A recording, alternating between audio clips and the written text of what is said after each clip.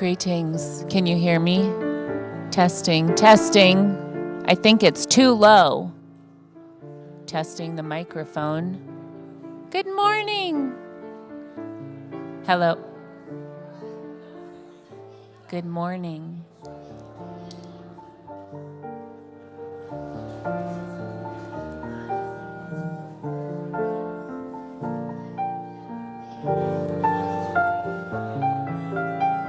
Knock, knock. Orange. Orange, you glad I didn't say banana?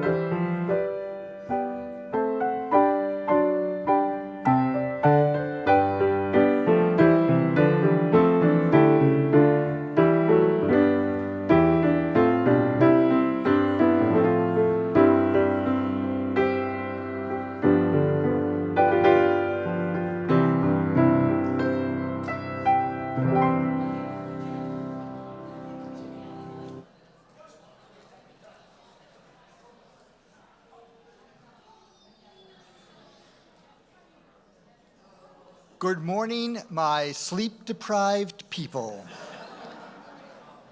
I'm Bernard Norcott Mahaney. I'm the worship associate. I am a member here at Shawnee Mission Unitarian Universalist Church. And with that, welcome to Shawnee Mission Unitarian Universalist Church. Whoever you are, whomever you love, wherever you are on your life's journey, you are welcome here. Visitors are especially welcome, though I imagine today some of them may still be in bed, not having set their clock ahead. Those people who have not done that and who come in later, we will know. On the other hand, they will have the shortest Unitarian service in their lives. With that, let us all get up, move about the room, and say hello to one another.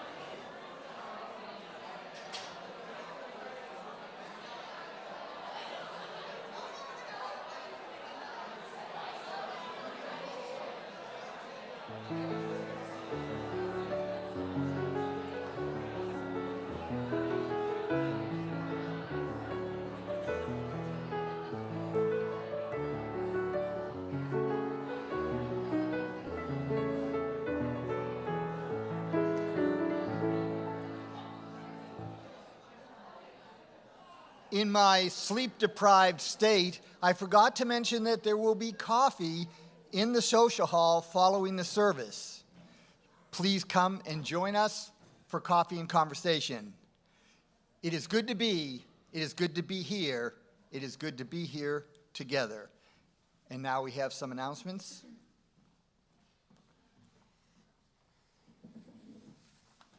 Good morning. Our first announcement today is from Chuck Burgee.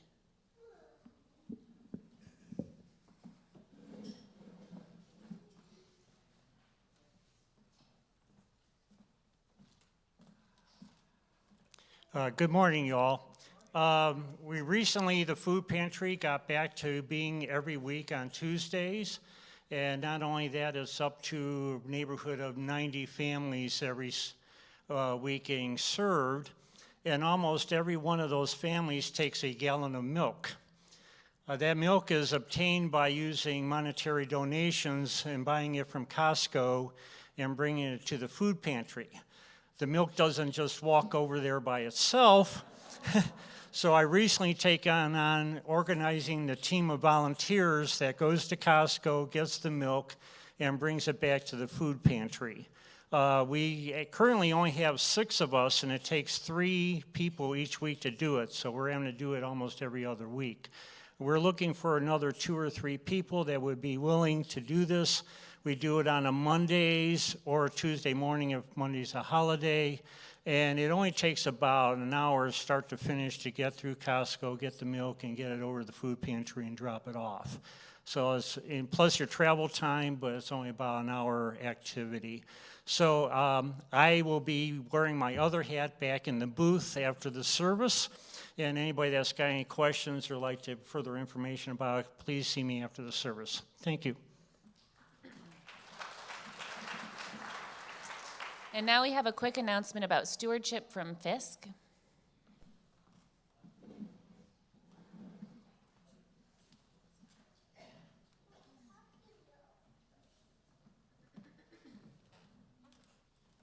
Good morning, everyone. I have a surprise for you. My announcement is not about stewardship. It's about the SMUUCh, the Shawnee Mission UU Chili Cook-Off, which is on Saturday, March the 29th. This is a fundraising event for the church. It's $15 a family, and for that you can bring chili to compete.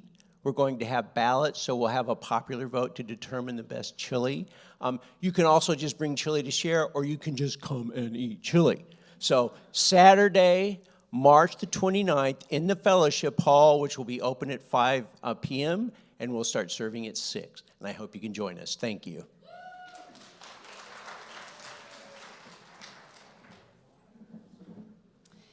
Okay, if you are a recent newcomer to our church, please consider attending just the basics today after the service.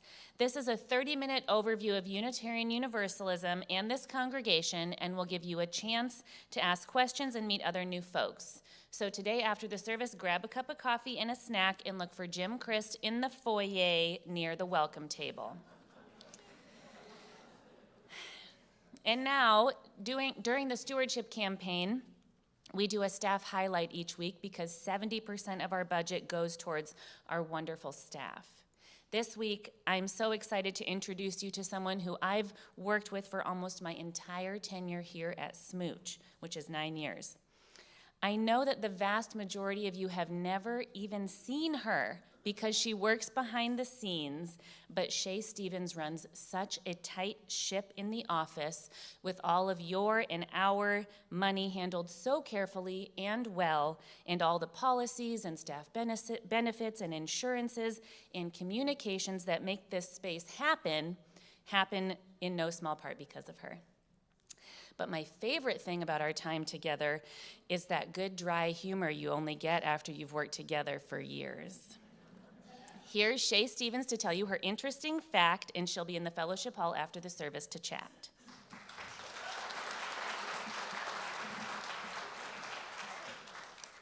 Hello, everyone.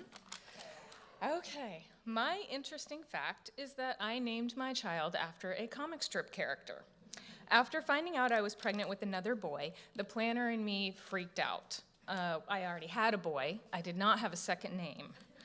My nightly obsession became reading names off the internet out loud while my husband only vaguely paid attention.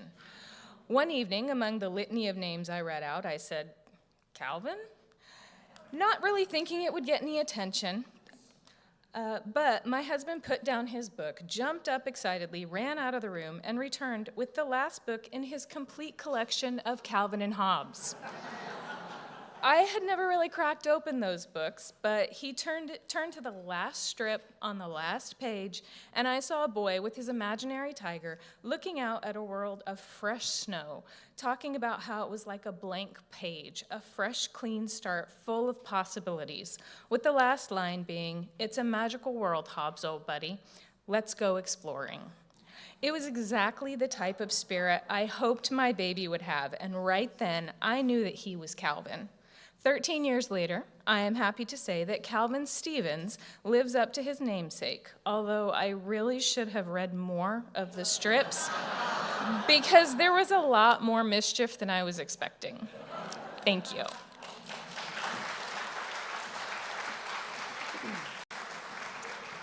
We're so lucky to have Shay here.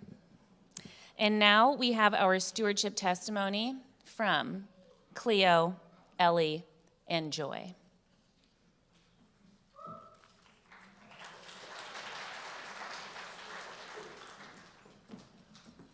Good morning.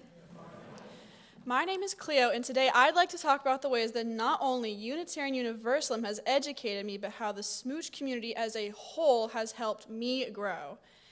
In the years I have come to SMUUCh, I have heard things ranging from jokes and laugh to deep conversations and serious topics. I had initially taken a break from coming here when COVID hit until I started showing up again in 2022 by coming to the youth group on Wednesdays and Sundays. And boy, am I happy I made that decision. I had gone to school where most of the people there had secluded minds and hadn't expressed themselves much. But whenever I came to this church, I felt as if I had learned more in 2 hours than I did an entire school day. I've learned about topics of religion, sexuality, gender identity, and many others that I wouldn't have ever discussed with my average classmate or teacher. These conversations have given me drastically different perspectives and ideas pertaining to what I find important and what I think should be considered more in this world. While writing this speech, a memory had suddenly sparked in my head, and I'd like to share it. A few years ago, I remember getting to an argument with a boy at my school over the LGBTQ community and how he was against people a part of it. Originally, I had a small understanding of this topic, but not enough to fully present an idea against his opinion. I eventually stopped talking to him about it and continued with my day. A few days later, I came to church Wednesday and talked with the youth group about it, and all of them had things to share. They answered my questions by telling me what some things meant, how he was wrong by thinking that way, and even went as far as telling me some of the history of the community. The next day, I went to school and walked up to this classmate and talked with him about it at lunch, and he listened to every point I made. After we talked, he told me that he had a change of heart and felt better now because nobody had ever presented an interest in discussing such a hard topic with him. I'm now very good friends with him and still keep in touch with him from time to time. Finally, I wanted to share how this community at SMUUCh has helped me learn new things. Every time I come here and talk to others, whether that be in the service or the common area, people are always finding a way to include the youth. We have things such as owls and religion-focused classes on Sunday so that we can educate and involve the youth here.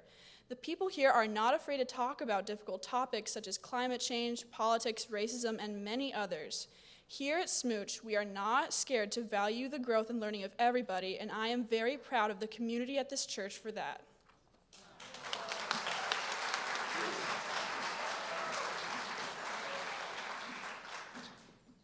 You know, I thought that was going to be a villain origin story, but proves that I know.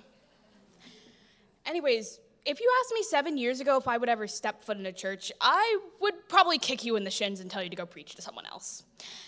I detested the word, and though I only had small little experiences with it in preschool, it left me deeply unsatisfied. The idea of community with guidelines like that felt stupid. And, well, the only religion I knew was Christianity because we live in Kansas. All that changed when I stepped into this church. I remember my first day here. I went to youth group with my little 3D printed lizard, ready to hate it and go home.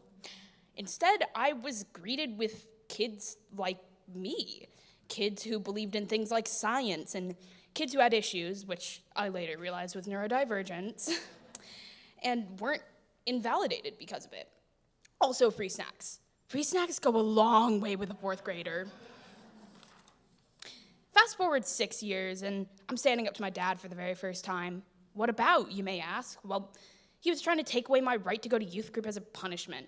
I didn't do something as quick as he liked, privilege I was supposed to earn. Did I mention my dad doesn't even go here?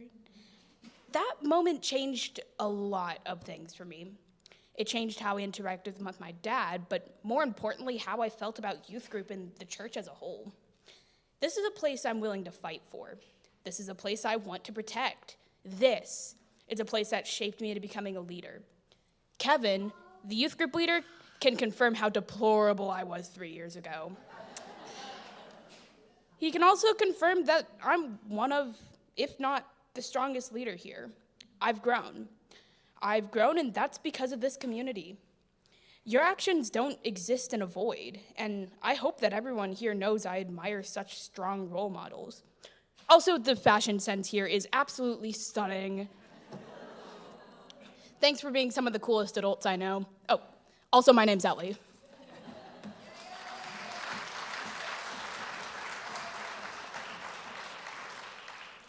Hello, everyone. It's me yet again.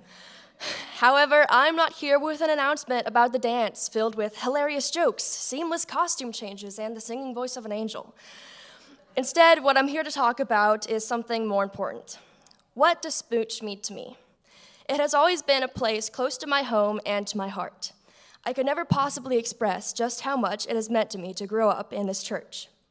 But that is what they're not paying me to do today, so I guess I'll do my best. This community's most noticeable contribution to my life is its role in helping me find my queer identity. I never got the patented, "Oh my God, I like women, this changes everything" moment, or a gay awakening, but what I got instead is far superior, the ability to find that about myself without fear. I can remember when I learned what gay people were, and what was going through my head when I figured out that it was a part of myself. I don't know how old I was or even who was there. All I know is that I was here, and an adult stood in front of me and some other kids and told us that not all people fall in love with others of the opposite gender. They said that people could be gay and that it was normal. I remember thinking, that sounds like me. Not wholly, I know that I like guys, but it sounds like me.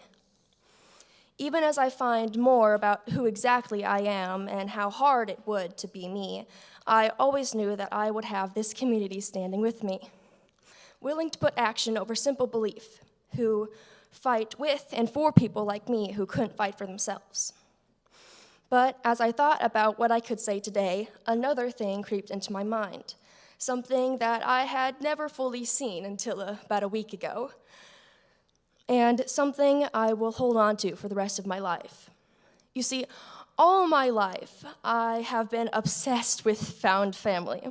Stories like Brooklyn Nine-Nine and Percy Jackson and Voltron, Legendary Defenders, have always been my favorite for that very concept. But I found that a little confusing, as I have a great family that I love very much. Even though I never had the picture-perfect family, if you ever could, I always enjoyed eating dinner together or watching shows and movies with my little siblings or my parents. So why did this trope bring me such joy? Why does it mean so much to me? Why do I long for it when I have the only family I could need? Then I wonder, is it longing for found family or a reflection of the fact that I already have one? That's what this community feels like to me. I feel so stupid and sappy standing up here and crying in front of you, and telling you that you're like my family, but that's what family is, isn't it? It's feeling stupid and sappy and feeling your feelings full force, no holding back. And it's also acting like an idiot in front of a room full of people in ridiculous clothes while breaking into song. And being able to be your true self in front with a group of people that you love. I have learned so much from this place about myself and the world. I come every Wednesday and Sunday because it's a place that I love with people that I love. With people that I love even more. This place makes me want to be the best version of myself every day, and it gives me the tools to do it. That is what SMUUCh means to me. It means safety. It means community and family. It means more to me than anything else, and far more than I could put into words. It means the world. Thank you.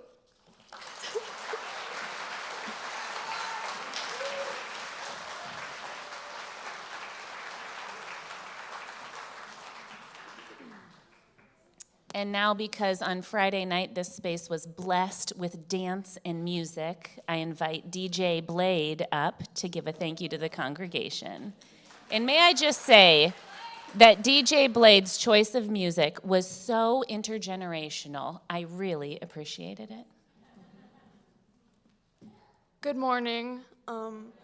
I'd just like to say on behalf of all the youth, thank you so much to everyone who came to the dance, everyone who donated, and just everyone who helped us make our dream a reality.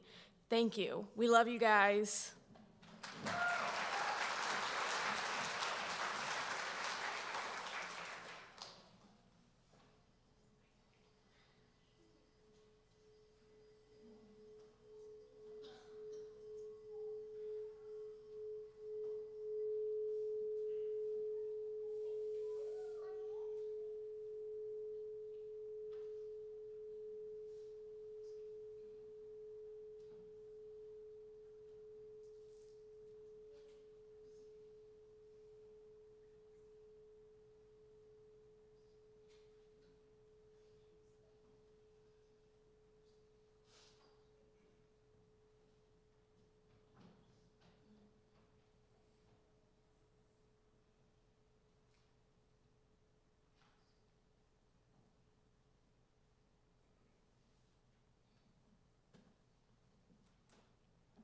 Our opening words today come from Adrienne Marie Brown. Trust the people who move towards you and already feel like home. Trust the people who let you rest. Trust the people who do everything better than you could have imagined. Trust the people and they become trustworthy. Trust that the people are doing their work to trust themselves. Trust that each breach of trust can deepen trust. Trust the people who revel in pleasure after hard work. Trust the people who let children teach. Trust the people who see and hold your heart. Trust the people and you will become trustworthy. Trust the people. Come, let us worship. Please rise as you're willing and able for hymn number 1, May Nothing Evil Cross This Door.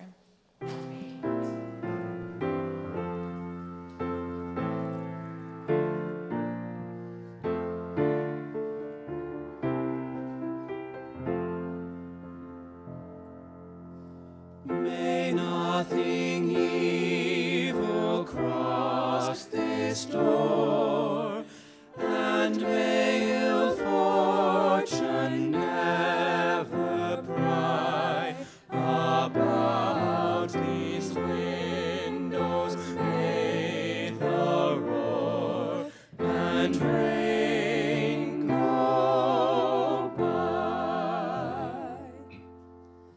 By faith made strong, the rafters will withstand the battering of the storm.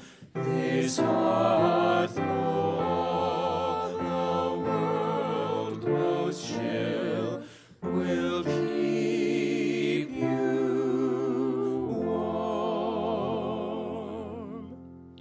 Peace shall walk softly through these rooms, touching our lips with holy wine, till every casual corner blooms into a shrine.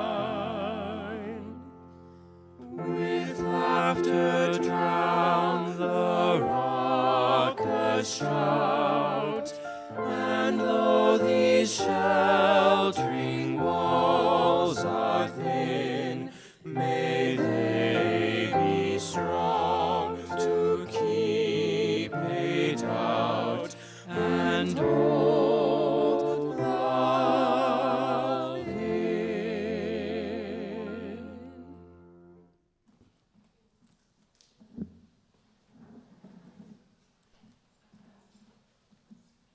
Would Cleo join us on the chancel?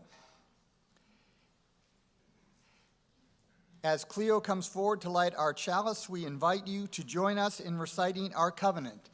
Let us affirm that love is the doctrine of this church, the quest for truth is its sacrament, and service is its prayer.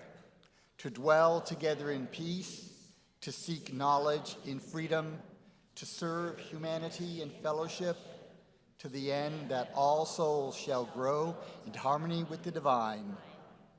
Thus do we covenant with one another. And now, a musical time for all ages. Could I have all the kids come up here, please? Oh, I have to get the ringing.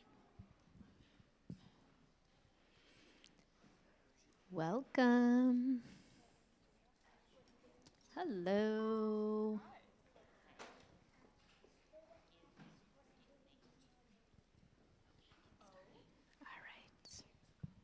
Hi, everybody. How's everybody doing? Wow, you guys look great.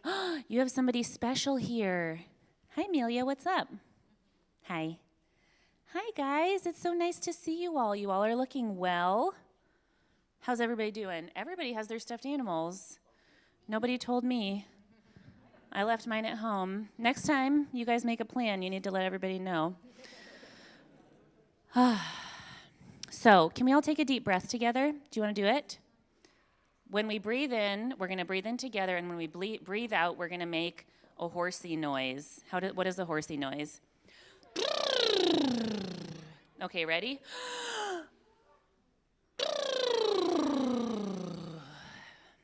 I'm doing this because this time of year, I always feel so frenzied. I need to calm down. I think it's because I know the flowers are coming and it's such a cacophony that I need to take time to find space in myself. Do you guys know what being frenzied means? What's it mean? Being nice? I wish that being frenzied meant being nice. Sometimes when we're frenzied, we're not as nice. Or sometimes we are nice if we're frenzied. Let us all resolve to be more like Amelia and be more nice when we're feeling frenzied. Yeah, Norman. Chaotic, yeah. Kind of going crazy and losing it, not always in a bad way. Losing it, yeah. Well, I was feeling very frenzied this week because of my email inbox, because it felt like the emails were just coming and coming and coming, and I could not respond. They were coming day and night. Every email I wrote just made 10 emails come faster because people kept writing me back. Can you believe it? I know. Jen, do you ever feel frenzied? I do.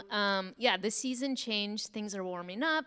I feel like I got to get my yard in order. I need to clean out my garden beds. I need to plant some seedlings. Yeah, everything just feels so urgent.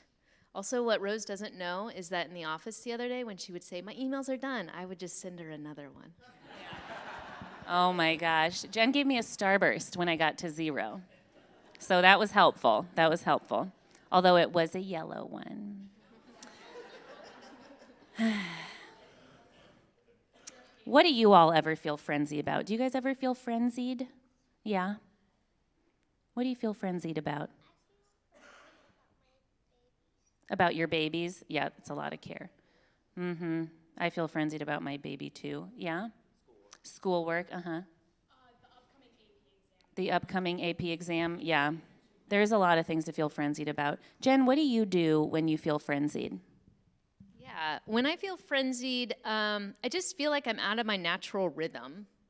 And the cool thing, though, is there's a lot of natural rhythms to think about, like the seasons, the earth goes through a natural rhythm, the moon, even our own bodies. We have a heartbeat, and that's a natural rhythm. See if you can find your heartbeat. Mine's really pounding right now.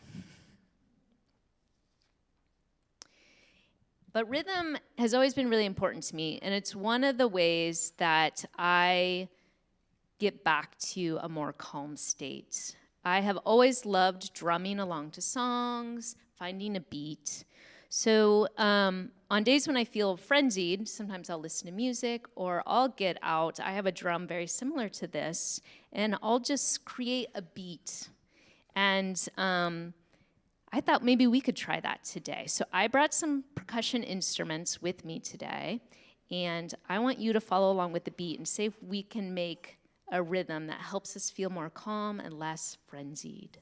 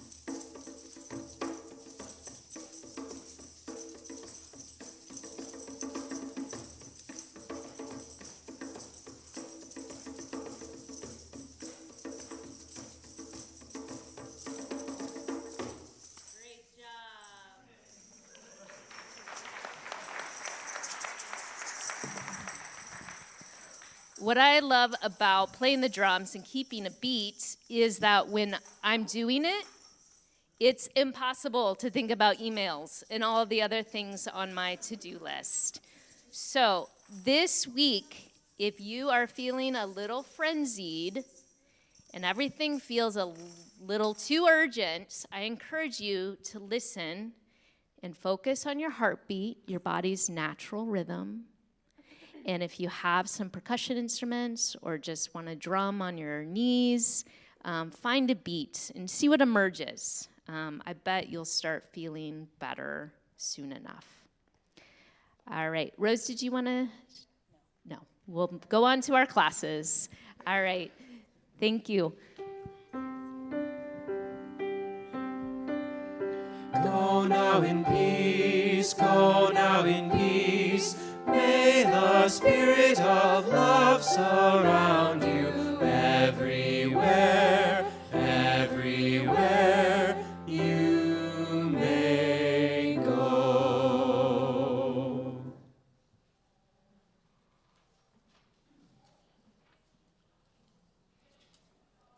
Every month following the Soul Matters curriculum, this church reflects on a theme.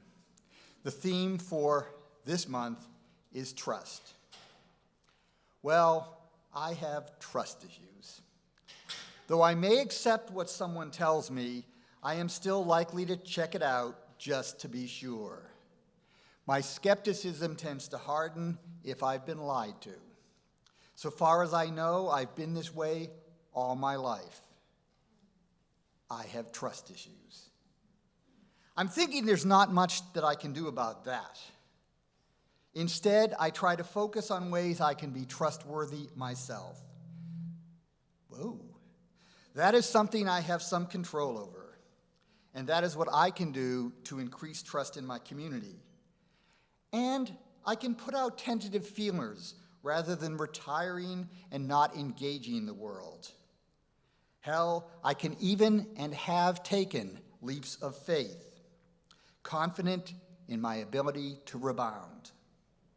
I still have trust issues, but now is not the time to wallow in doubt.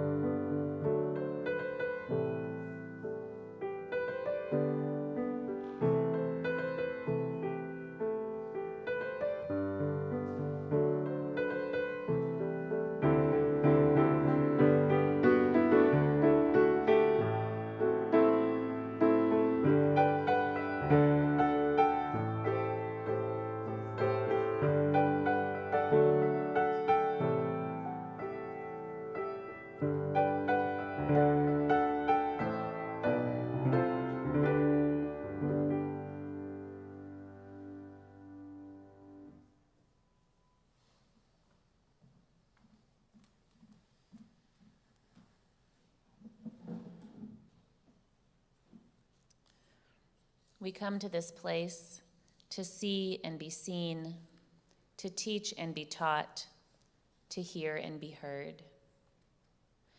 I invite you to reach over and nudge the person sitting next to you, reminding them and yourselves that we are gathered together here in peace and in authenticity and in intention. We also come to this place to share our joys and sorrows. If you have a rare joy or a profound sorrow, you are invited to share in 2 to 3 sentences and light a candle.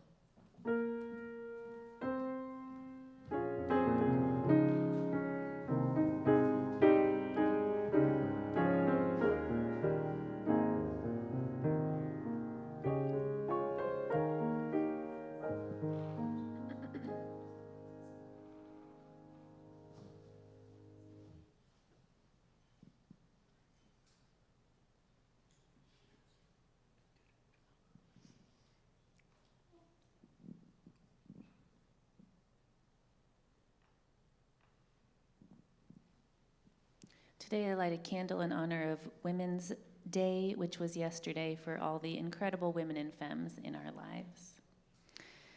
And I light the remaining candles for all the joys and sorrows that remain unspoken in the silent sanctuaries of our hearts. Please sing with me in response.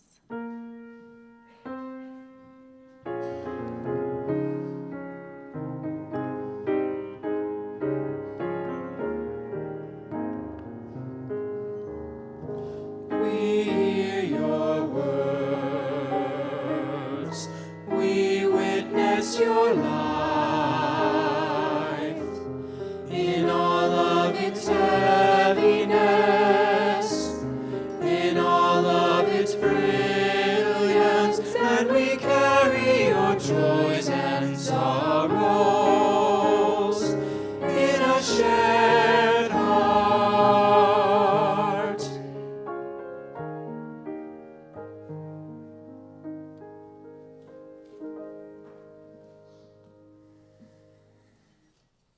Let us take a moment to come more fully into this space. Maybe that means putting your feet flat on the floor, taking a deep breath. You can close your eyes if you feel comfortable. Noticing an area that feels tense or tight.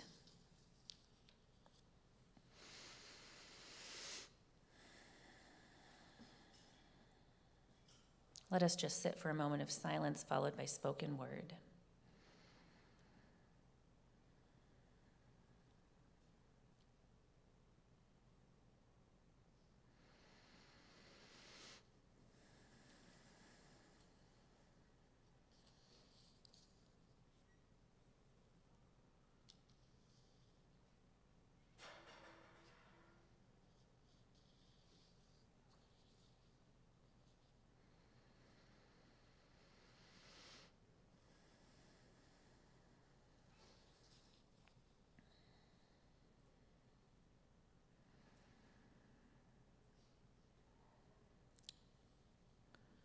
Here we are at the base of another bridge, another space spanning the shores of today and tomorrow, beckoning us to cross the chasm one day at a time. Here we are gathered again at the cusp of the future. Here we are in a circle of love and trust, brought to this moment by a series of choices and promises, by hope and gratitude, by our own shadows faced and befriended. With a servant's heart, with a leader's listening, with a parent's love truer than all our inner trembling, let us model the health we seek for all and lean in to each other. Somewhere out there, all that we dream is possible. Somewhere in here, we are sowing seeds.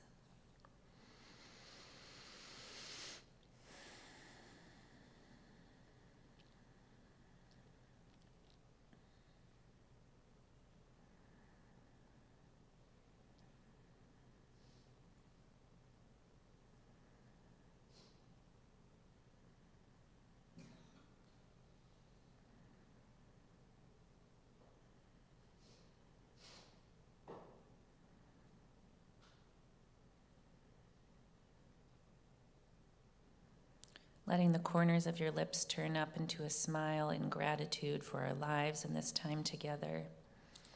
Please remain seated for our meditative hymn, Return Again.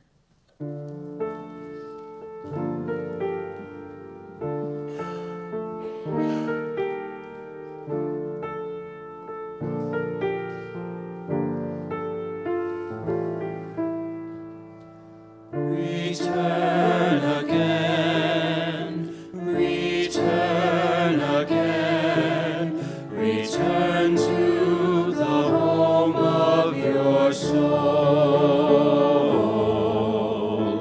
Return again, return again, return to the home of your soul. Return to who you are, return to what you are, return to where you are, born and reborn again. Return to who you are, return to what you are, return to where you are, born and reborn again.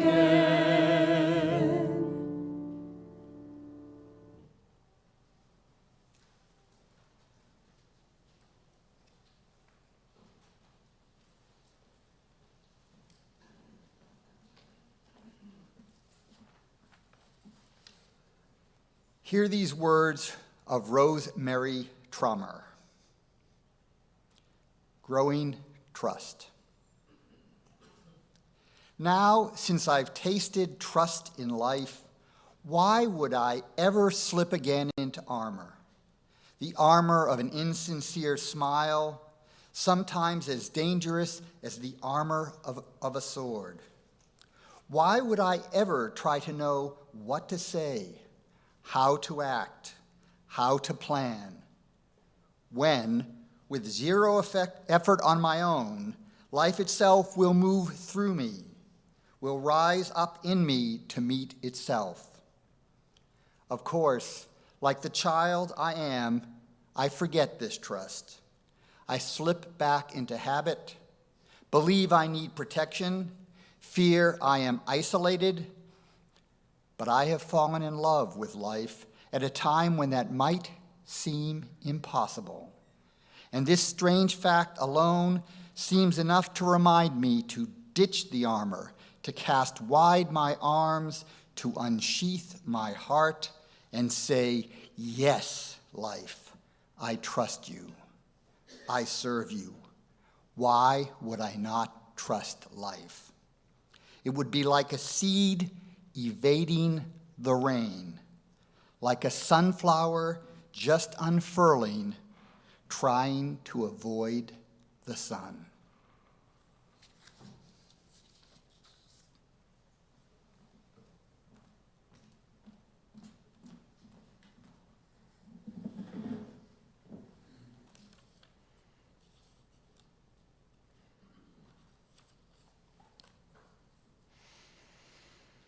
People come to me often and tell me of how overwhelmed they are by the sheer amount in their lives. How they run, busy, busy, busy, and can't seem to stop to rest or appreciate. And it's no wonder, because we are taught that time is limited, time is scarce, that time is ticking, that time is of the essence. Tricia Hershey, who is also known as the Nap Bishop, who wrote a book called Rest is Resistance, reminds us that our drive and our obsession to always stay in that state of productivity leads us to a path of exhaustion, guilt, and shame, that we falsely believe we are not doing enough and that we must always be guiding our lives towards more labor.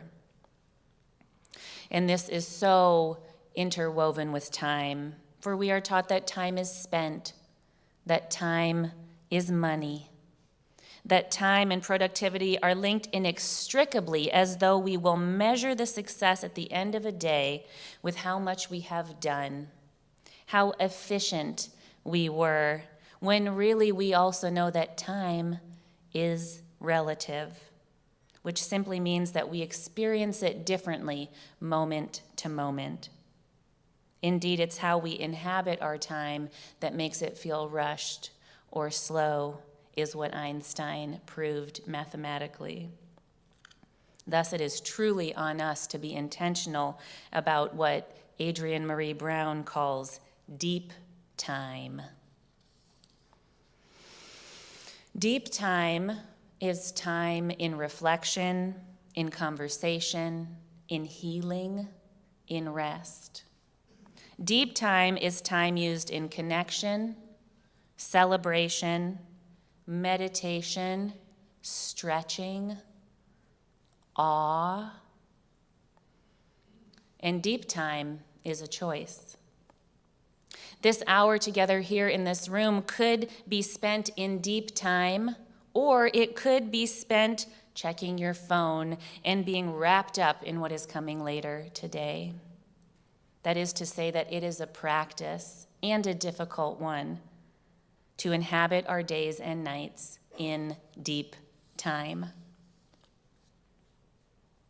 For when we do inhabit and build that deep time into our lives, we will find that what needs to happen still happens.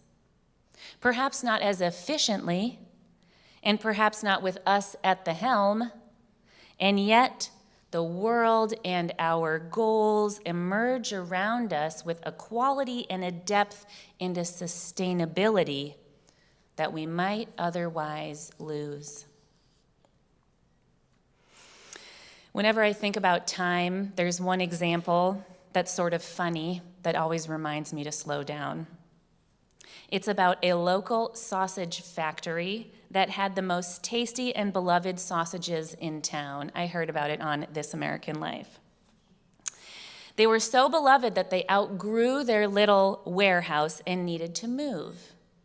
And their new place had much better equipment and made the cooking easier and quicker, and yet the sausages weren't as tasty. The new place had the pantries and the kitchen right next to each other, and yet the sausages were not as tasty. And why? They had the same ingredients, they had the same people making the sausages, and yet still the sausages weren't as tasty. So they walked step by step through everything that happened in that old building, the whole process of making the food from when it started to when the sausages went out the door to see what had changed, and here's what they found. In the old factory that was helter-skelter and a little ramshackle, there came a moment when the uncooked sausages left one side of the whole building and were carried all the way across the floor to the kitchen. And because it was a small company, they had this lovely tradition where they would carry the sausages through the room and sort of parade them around, and the people would cheer and exclaim, "What a good batch it was going to be." But now in the factory, the sausages were going straight into the conveniently placed oven, and with the new efficiency, something was lost. Was it the curing time that took place during the parade that made the sausages so good? Or was it the cheering and celebration amongst the sausage makers that made such delicious food? For they do say that the most important ingredient in making good food is love. Now, you may or may not know that my wife is an incredible cook. And this is definitely why I married her. All of you who passed on the meal at my house item at the auction, I'm sorry for you that you don't get to eat a meal that Anna cooked. It reminds me of a minister, James Forb, who always preached at my seminary, and he would always mention his wife and say, she puts the cream in my coffee and the sugar in my tea, and mine literally puts the cream and sugar in my coffee.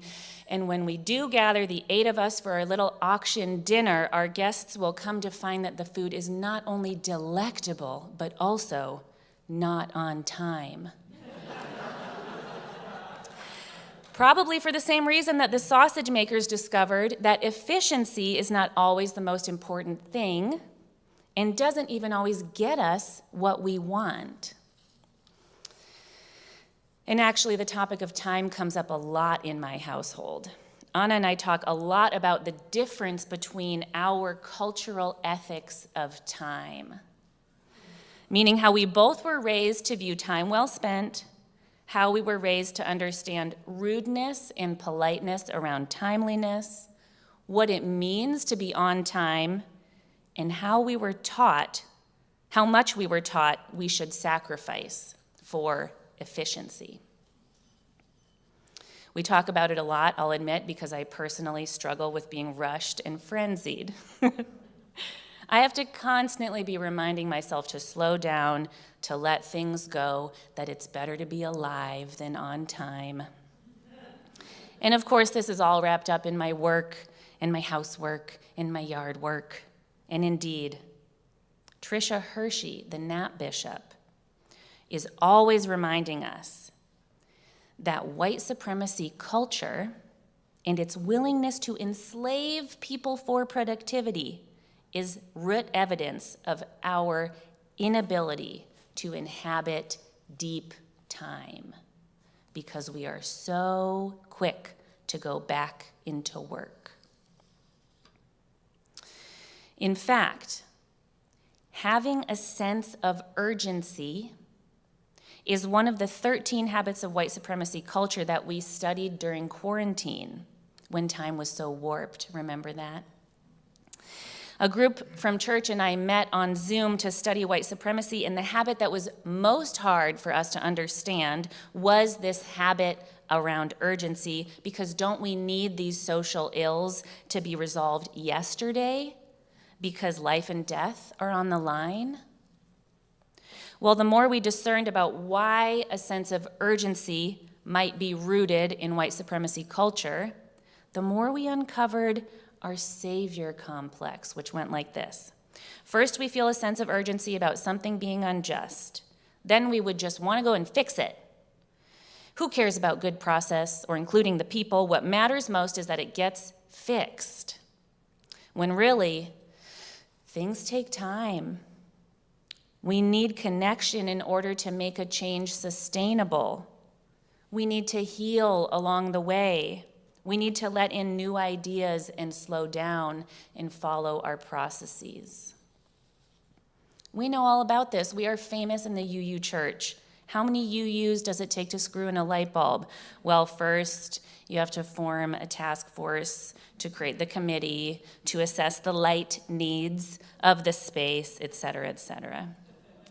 But really, this question around time and control of time isn't just a personal spiritual issue, but also a theological issue, because it speaks to how we understand change to occur and what our role is in it. When we look to the earth and her processes, to the way the universe unfolds around us, collectively and in time, we see that we don't really do anything alone. And we can't really rush things because things are going to take their own time. And thus we are invited to make collective, sustained, slow changes that are done in the manner in which we mean to continue. For we are not the foot soldiers of the Department of Government Efficiency. We must not stroke that beast in our everyday lives. We can fight back, becoming less efficient and even more silly, more celebratory, more restful and grounded in what is truly important, more parading the food around because we love it and it tastes good, more healing, more connection, more grieving, more creating, more awe, more slow love, more deep time.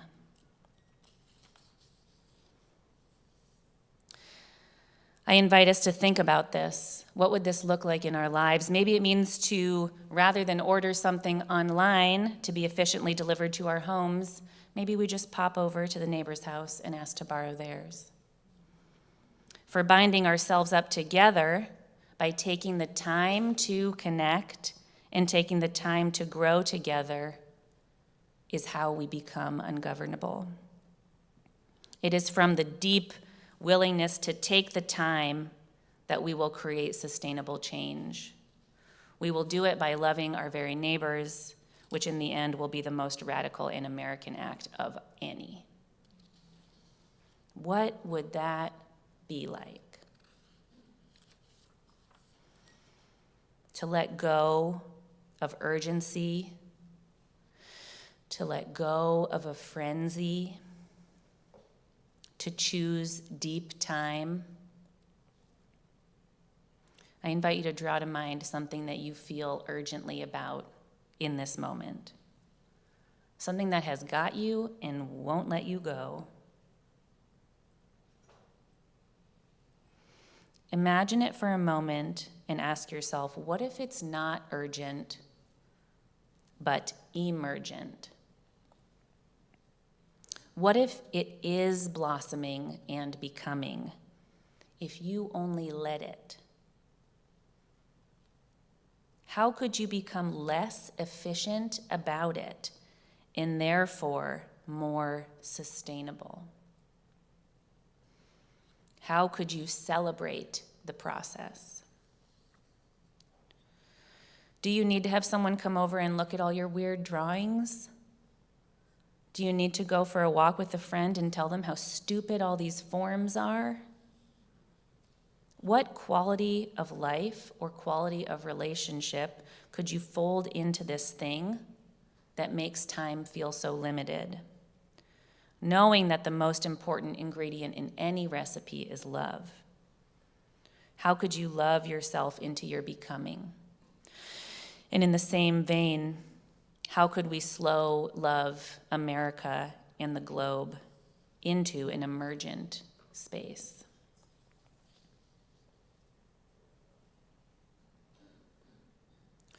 Let us love our lives so deeply that our time is spent on depth as we live in witness to the beauty and the healing that is emerging. Let us follow the love that is already there, looking and listening for connection, because it is our human right to do so. We take our time because we are not machines, and the most efficient way isn't the sustained way. We take our time to enjoy life first and foremost, for it is a gift beyond all measure. And we do this by existing in time compassionately towards ourselves and with an understanding that things will happen in their time and that our job is to let them.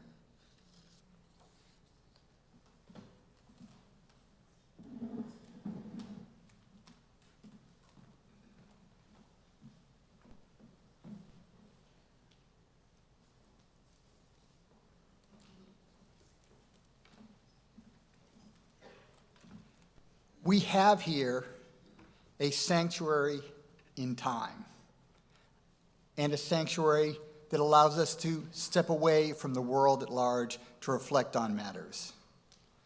This is our religious home. We have to slow down, we're moving too fast.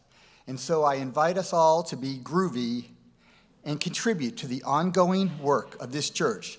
The offering will now be given and received in grateful appreciation of our shared values.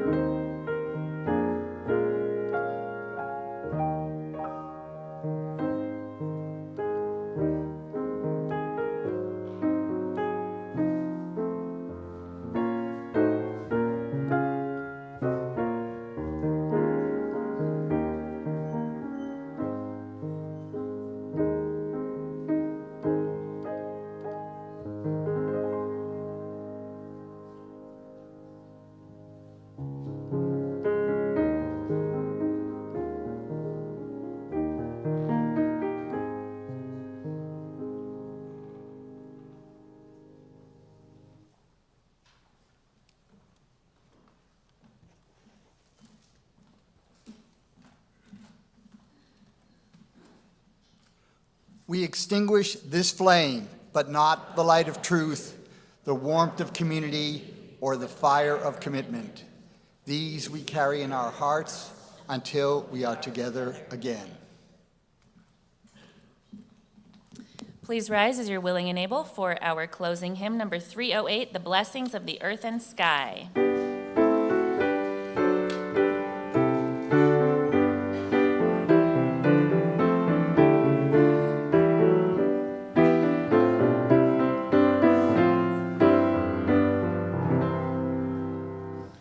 The blessings of the earth and sky upon our friendly house to lie.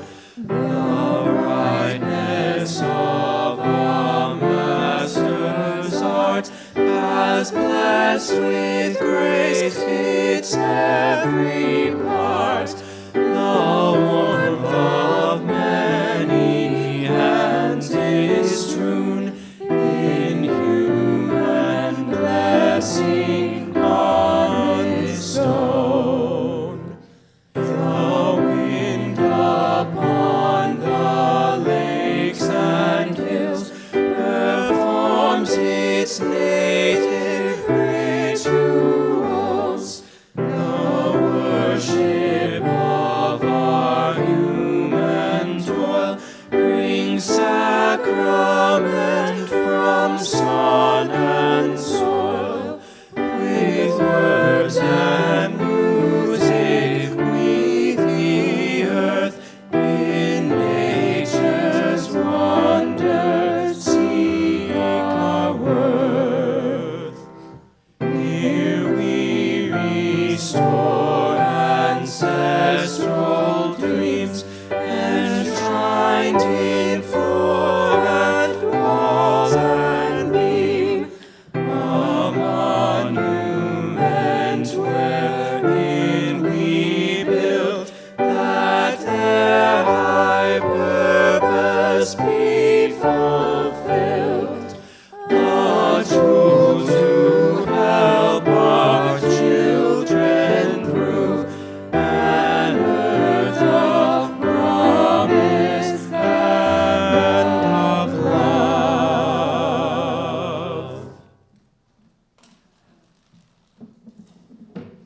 This week, I invite you to make some deep time for yourself, whatever that looks like for you right now. Go in peace.